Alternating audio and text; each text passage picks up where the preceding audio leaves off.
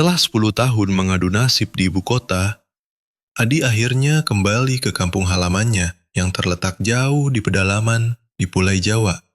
Keputusan itu bukan tanpa sebab. Orang tuanya, petani sederhana yang enggan meninggalkan tanah leluhur, meninggal dunia secara misterius beberapa minggu lalu. Tak ada yang tahu pasti penyebabnya. Mayat mereka ditemukan membusuk di ladang belakang rumah. Padahal menurut warga, mereka terlihat sehat sehari sebelumnya.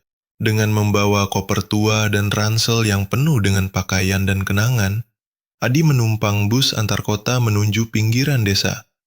Perjalanan memakan waktu seharian penuh.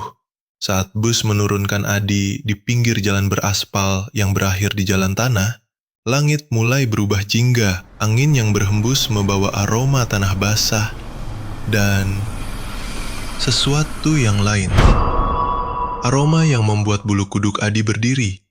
Sejak kecil, Adi memang sedikit peka terhadap hal-hal yang tak kasat mata. Dan kini, dia merasakan tekanan di dadanya. Seolah mata-mata tak terlihat tengah mengamati setiap langkahnya. Terdapat pangkalan ojek di dekat Adi. Adi langsung menghampiri pangkalan tersebut.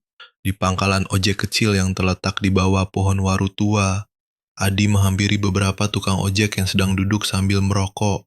Ia bertanya kepada seorang bapak berusia sekitar 50-an.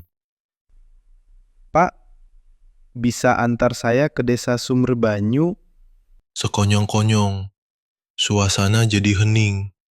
Bapak ojek itu langsung berdiri, menatap Adi dengan mata membelalak. Ia lalu menoleh ke teman-temannya, seperti hendak memastikan bahwa ia tak salah dengar. Sumberbanyu? Ulang si bapak, dengan suara sedikit gemetar. Salah satu dari mereka berbisik pelan. Itu kan desa yang... Gak usah dilanjutin, Rek. Mereka mulai melempar-lemparkan Adi ke sesama tukang ojek, saling menghindar. Adi kebingungan. Apa yang salah? Akhirnya, seorang bapak bertubuh kurus dengan jaket lusuh dan helm butut maju ke depan. Saya bisa antar, Mas. Tapi mahal. Dan saya harus balik sebelum maghrib. Berapa, Pak? Tanya Adi. 50.000. Tapi ingat, Mas, kalau saya balik sebelum azan maghrib, jika maghrib belum sampai, Masnya harus ikut saya pulang ke sini lagi. Adi meski heran, mengangguk dan menaiki motor tua itu. Perjalanan menembus jalan tanah berlumpur dan semak belukar. Suasana makin sunyi, dan hawa di sekitar makin aneh. Sekitar setengah jam kemudian, motor mendadak batuk-batuk dan mati di tengah hutan pinus kecil. Wah, ini kenapa lagi? Gerutu si bapak sambil mencoba menstarter ulang motornya. Kenapa, Pak? Tanya Adi sambil turun dari motor. Mesinnya aneh, Mas. Padahal tadi gak apa-apa. Bapak ojek itu mulai panik, tangannya gemetar. Pak, ini kenapa panik banget? Mas, di tempat ini dulunya bukan hutan. Ini bekas pemakaman massal zaman penjajahan. Tapi sejak desa Sumberbanyu dikutuk, semua batu nisannya hilang. Konon katanya tanahnya menolak dilalui. Mesin motor mendadak menyala sendiri, mengagetkan keduanya. Naik, Mas, cepetan. Mereka langsung melanjutkan perjalanan tanpa kata-kata. Setibanya di depan rumah tua milik orang tuanya, Adi turun dan membuka tasnya untuk membayar. Ia menyodorkan selembar uang 100.000. Wah, gak ada kembalian, Mas. Masa gak ada uang pas? Ada, Pak. Tapi saya cari dulu. Adi membuka tasnya mencari uang kecil. Tapi entah kenapa tangannya seperti kaku. Udara mendadak dingin, dan suara semacam bisikan muncul dari balik ilalang. Wajah bapak ojek pucat pasi. Mas, cepetan. Udah azan. Itu udah azan. Setelah berhasil menemukan uang pas, Adi menyerahkan uangnya. Tanpa kata, bapak itu langsung tancap gas dan menghilang di jalan setapak, meninggalkan debu dan aroma bensin. Rumah itu gelap dan dingin. Bau apek dan debu menyeruak dari tiap sudut. Adi membersihkan seadanya, menyalakan lampu minyak, dan menutup jendela yang kaca-kacanya telah retak. Malam itu sepi, tapi saat tengah malam, Adi mendengar suara langkah kaki di dapur. Ia bangkit, mengintip dari balik pintu kamar. Tak ada siapa-siapa, tapi di meja dapur ada 2 piring berisi nasi hangat dan ikan asin. Adi yang melihat hal itu tercengang, kaget, dan tak menyangka. Adi bertanya, dari mana makanan itu berasal? Sedangkan dia berada di rumah itu sendirian. Adi tidak berani menyentuh makanan tersebut, dan dia melanjutkan tidurnya. Pagi datang dengan kabut tipis yang menggantung di kebun belakang. Adi bangun, membersihkan halaman, dan menyapu dedaunan yang berserakan. Beberapa warga lewat dan menyapanya ramah. Salah satu di antaranya adalah Pak Suyatno, sahabat lama ayahnya. Wah Adi, udah gede kamu. Bapak kamu pasti bangga kalau melihat anak yang disayanginya tumbuh dewasa dan gagah. Iya Pak, terima kasih.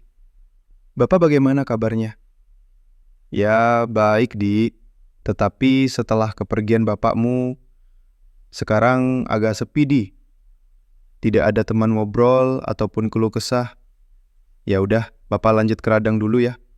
Siang harinya, Adi menyempatkan diri untuk berkunjung di rumah Bapak Suyatno dan disambut baik oleh Bapak Suyatno. Mereka berbincang-bincang hingga mengarah tentang misteri desa tersebut. Adi melihat sekeliling dan memperhatikan setiap dinding yang ada di rumah Pak Suyatno yang dipenuhi foto-foto lawas. Lamunan Adi pecah ketika Pak Suyatno bertanya, Kenapa Di? Sepertinya kamu sudah cukup umur untuk mengetahui tentang desa ini Di. Hah? Kenapa Pak? Tanya Adi.